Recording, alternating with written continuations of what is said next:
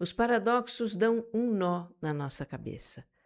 Contrariando a nossa lógica, nos levam direto para aquilo que evitamos. Nos dão o inverso do que nós buscamos. Nos fazem criar o que mais tememos. Você quer entender esses tais paradoxos? Então, escuta aqui. Ser capaz de sustentá-los é essencial para a gente poder lidar com as contradições e a imprevisibilidade da vida.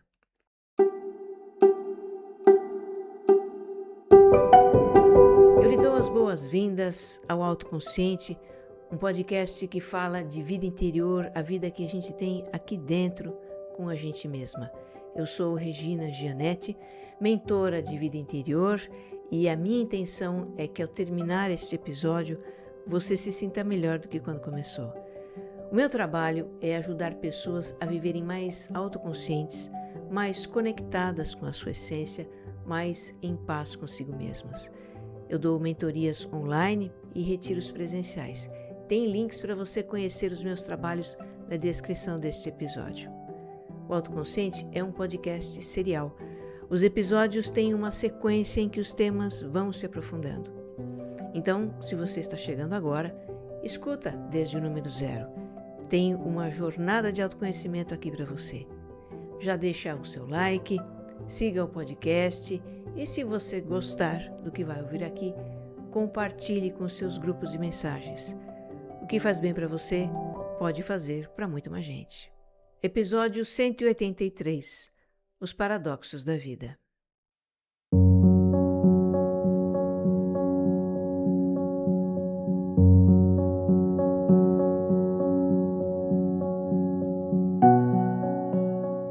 Veja se você já se encontrou em situações do tipo que eu vou descrever agora.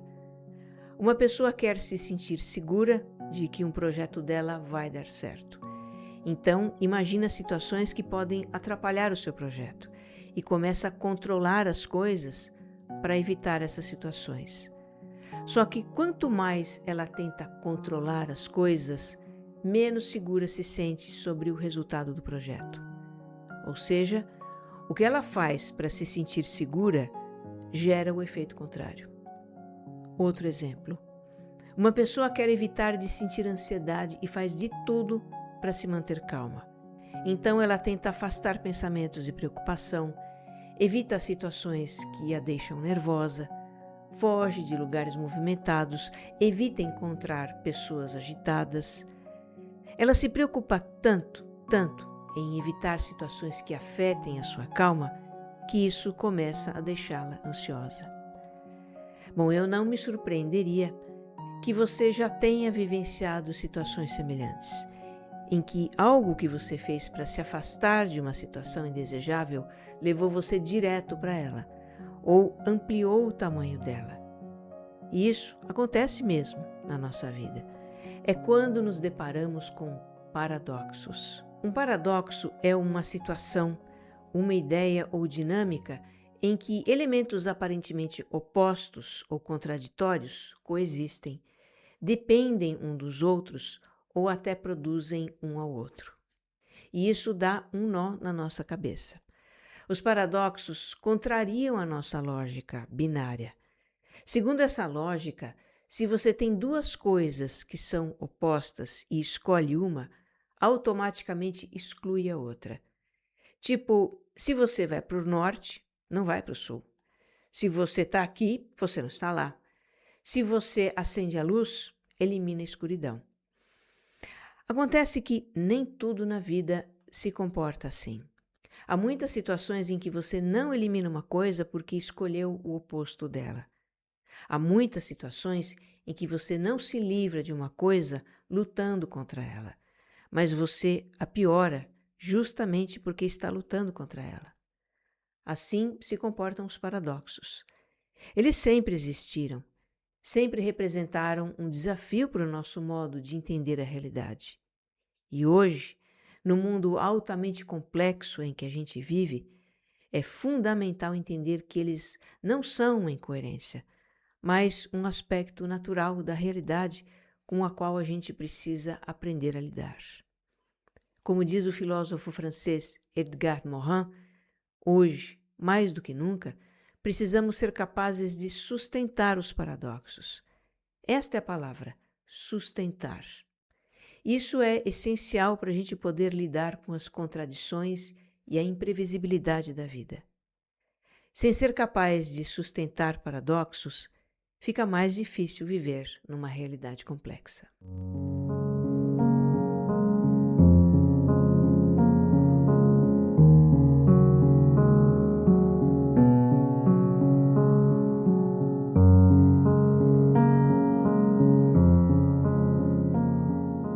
Para começar, por que os paradoxos são desafiadores para nós?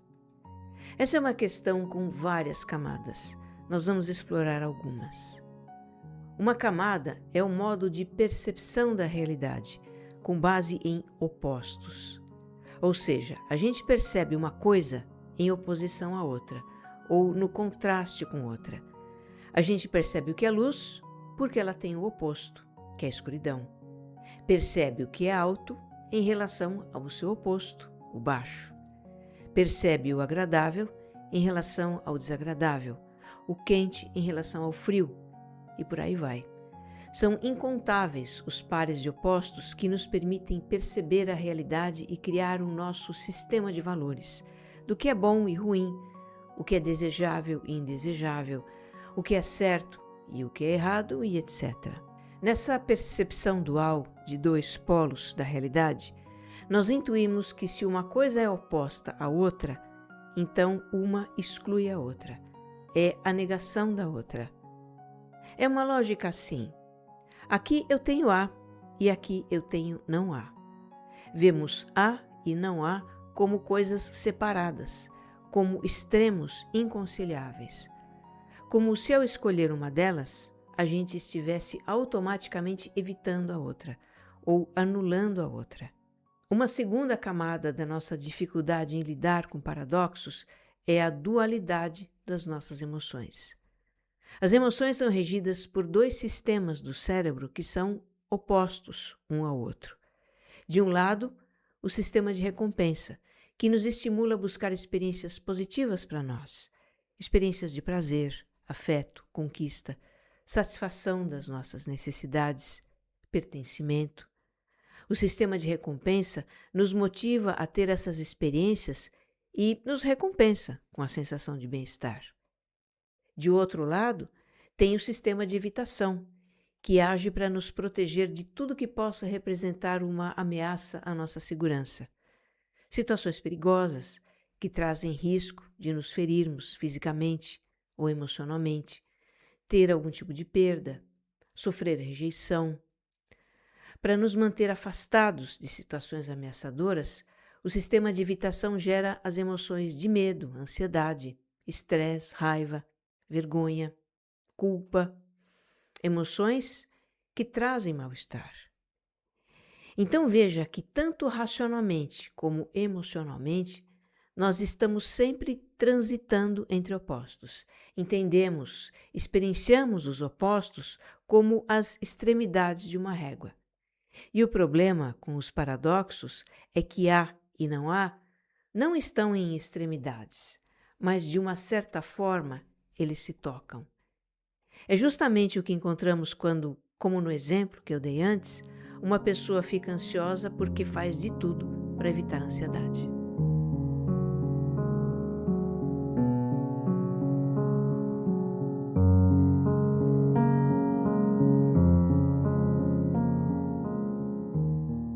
Uma terceira camada da nossa dificuldade em lidar com paradoxos é o modo de pensamento simplificador que nós tendemos a ter. Eu explorei esse assunto no episódio 181, Para viver num mundo complexo. Você escutou? Se não, vai lá e escuta. Vale a pena. Mas resumindo rapidamente aqui o episódio, é sobre as ideias do filósofo e sociólogo francês Edgar Morin, que faz uma crítica ao pensamento simplificador que caracteriza a era moderna, do século XVII em diante. Uma época de grande desenvolvimento da razão e da ciência, verdade, e que também criou um modo muito quadradinho, muito cartesiano de entender a realidade. A ambição do pensamento simplificador foi explicar os fenômenos da natureza de modo que eles se tornassem previsíveis como um relógio, um grande relógio cósmico regido por leis. Agora, para explicar esses fenômenos, era preciso eliminar contradições. Não se podia admitir que algo fosse A e não A ao mesmo tempo, porque assim não haveria previsibilidade, não haveria certezas, não haveria leis. Então o pensamento simplificador tratou de resolver contradições, de eliminar tensões entre opostos. E tratou também de consolidar uma lógica de causa e efeito direto e simples. Uma coisa assim, quando se faz A, acontece B. Mas verdade seja dita, muito antes da ciência, desde os tempos mais remotos da humanidade, essa lógica de causa e efeito simples e direta já fazia parte da nossa vida, porque ela é de fácil observação nos fenômenos da natureza, nas coisas da nossa vida prática. Tem ainda uma outra lógica, típica do pensamento simplificador, que a gente usa muito. É a lógica linear, que diz assim: mais esforço gera melhor resultado. Por exemplo, se você quer chegar em menos tempo ao seu destino, você caminha mais rápido. Se um gole d'água não sacia sua sede, você toma mais água. Coisas assim a gente faz o tempo todo. E funciona perfeitamente em situações do mundo material, físico, em sistemas simples. Mas quando se trata de sistemas complexos como a psique humana, as relações humanas, as organizações, a sociedade, as lógicas do pensamento simplificador não funcionam como o esperado. E a gente se depara com os paradoxos.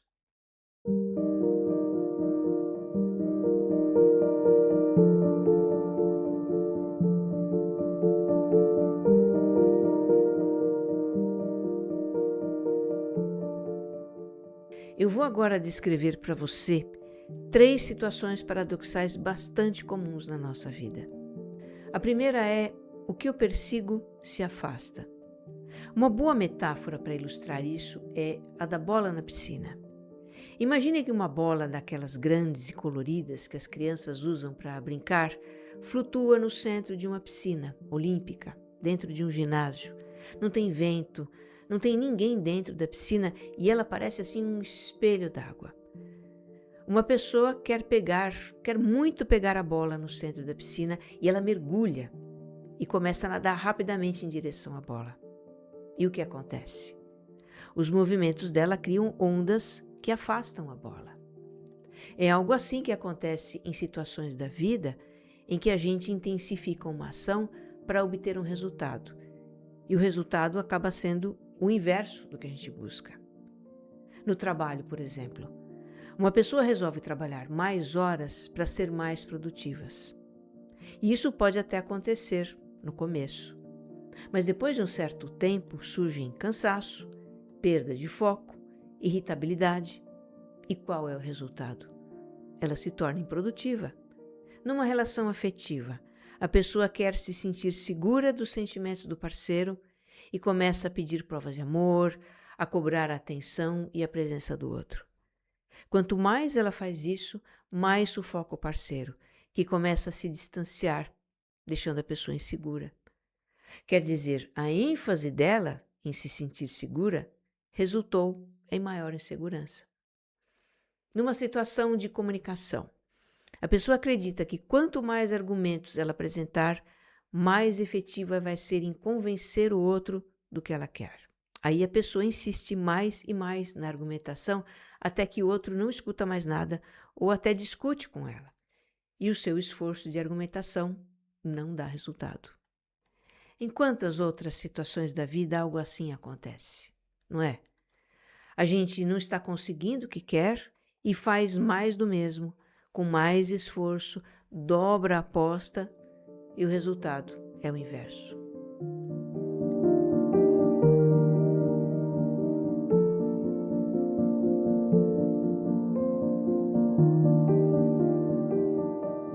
Uma segunda situação paradoxal é: o que eu nego se fortalece. Um exemplo clássico envolve pensamentos e sentimentos. A pessoa tem pensamentos negativos ou intrusivos e diz para ela mesma: eu não posso pensar nisso. Mas quando ela afirma que não pode pensar em algo, ela já está pensando. E quanto mais ela nega o pensamento, mais ele volta. Com emoções negativas acontece a mesma coisa. A pessoa sente tristeza, sente inveja ou medo e diz: eu não posso sentir isso. Aí ela se sente mal porque está sentindo o que ela não quer sentir. E os sentimentos todos continuam por ali. Outro exemplo de algo que se nega e só fica mais forte por causa disso são os aspectos sombrios da psique. Os impulsos egoístas, fraquezas, comportamentos moralmente reprováveis, instintos. Quando uma pessoa nega os aspectos sombrios da sua psique, eles não só não desaparecem, como também são projetados nos outros. Digamos que a pessoa reprima a sua agressividade. Isso não a impede de ver e de se incomodar com a agressividade dos outros, até o ponto em que a atitude dos outros pode provocar a agressividade dela própria. Negar descontentamentos com uma situação também não funciona. Num relacionamento, por exemplo, a pessoa pode evitar de expressar incômodos com o outro para não gerar conflito com ele. E com isso, ela guarda ressentimentos, silencia necessidades, finge que está tudo bem.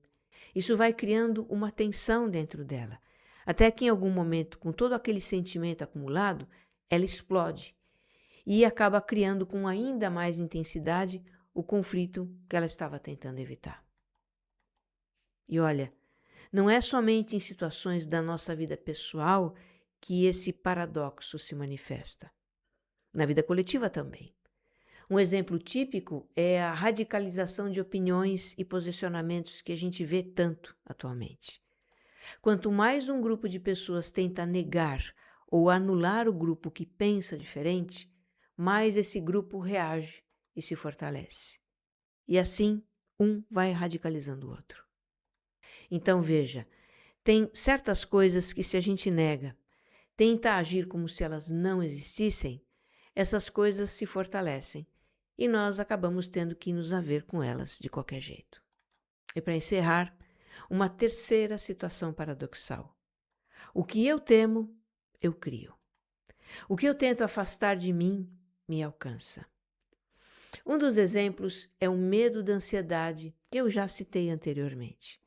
A pessoa evita a todo custo se colocar em situações que possam causar ansiedade. Isso, por si só, faz a pessoa se sentir ansiosa. O medo do fracasso também provoca esse paradoxo. Para evitar de se sair mal em alguma coisa, a pessoa procrastina, adia decisões ou nunca considera o seu trabalho bom o suficiente para ser concluído. O que ela faz para evitar o fracasso a paralisa. Ela não faz o que precisa fazer e acaba se sentindo um fracasso. O medo da rejeição também. Para evitar de ser rejeitada pelo outro, a pessoa não sai de perto, dá uma atenção excessiva para o outro ou se mostra carente. E isso incomoda o parceiro e ele se afasta para ter o seu espaço. Ou seja, a pessoa tanto fez para não ser rejeitada e acabou criando a rejeição.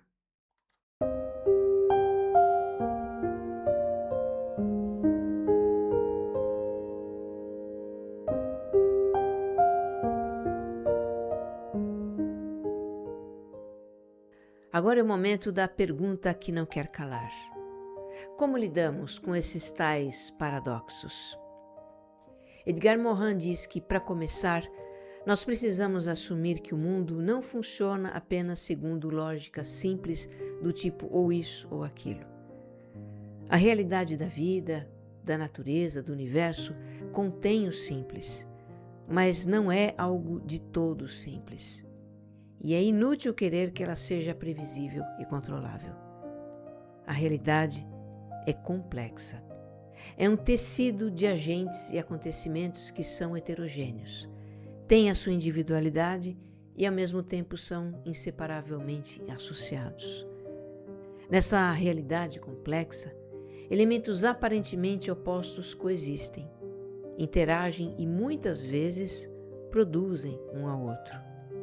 Nessa realidade complexa, duas ideias que parecem incompatíveis podem ser simultaneamente verdadeiras, necessárias e interdependentes. Por exemplo, ordem e caos. Tendemos a pensar que ordem é boa e caos é ruim, como se a vida saudável dependesse de eliminar completamente o caos. Mas sistemas vivos precisam dos dois. Se houvesse apenas ordem absoluta, tudo seria fixo e incapaz de mudar. Imagine a vida de um ser sem nenhuma adaptação, nenhuma novidade, nenhuma transformação. O ser ficaria estagnado. Não haveria aprendizado, evolução e nem criatividade. Pois é o caos, a desordem que às vezes se manifesta na vida do ser, que o leva à adaptação e à evolução. A vida se mantém e prospera justamente na tensão entre esses dois polos. É certo que uma pessoa precisa de ordem psíquica, estrutura, identidade, coerência para funcionar. Mas crescimento psicológico acontece quando ela se abre para o inesperado que causa alguma desorganização interna. As mudanças importantes da vida começam em períodos de crise, de dúvida, de perda de referências. O caos desestrutura antigos padrões, abrindo espaço para uma reorganização. Sendo assim, não se trata de resolver paradoxos, nem de eliminá-los, mas de sermos capazes de sustentá-los. Isso significa reconhecer que duas coisas aparentemente opostas podem coexistir, sem que uma precise eliminar a outra. Filósofos como Morin têm teorias e métodos para desenvolver o pensamento complexo, que permite lidar com paradoxos. Mas talvez a gente não precise de tudo isso. Existem outros caminhos. A prática da meditação, por exemplo, que nos treina a observar as coisas como elas são, com equanimidade, sem julgar o que está presente como bom ou ruim, desejável ou indesejável. As tradições espirituais que nos ensinam sobre a interdependência de todos os seres e coisas, sobre a complementaridade dos opostos, a contemplação dos mistérios que se manifestam na nossa vida, a aceitação da realidade, a confiança na perfeição da mente divina que a tudo governa. E por falar em perfeição, eu tenho uma história para encerrar este episódio. Como um bom paradoxo, não vai parecer sobre perfeição, mas vai acabar sendo. Recentemente faleceu o ator argentino Luis Brandoni, aos 86 anos. Eu assisti uma minissérie com ele. O título é O Faz Nada, passa na Disney Channel. Bom, o Brandoni deixou um vídeo para ser divulgado após a morte dele. Um vídeo com uma mensagem à humanidade. E é uma mensagem muito crítica e sarcástica, sobra alfinetada até para Jesus. O Brandoni fala acidamente sobre a estupidez do ser humano, a alienação, o comodismo, a futilidade, tudo de pior que ele vê no ser humano. No final ele diz que de tão pessimista, ele é otimista. Porque os extremos se tocam, o frio queima. Ele está dizendo então que a estupidez acaba levando à sabedoria, a alienação à lucidez, a futilidade ao propósito. Olha que interessante. A realidade é tão perfeita que quando nos perdemos é que podemos nos encontrar. E no fim da mensagem, ele manda todo mundo para aquele lugar, que eu acho que é o jeito dele de dizer que você esteja bem. Um abraço.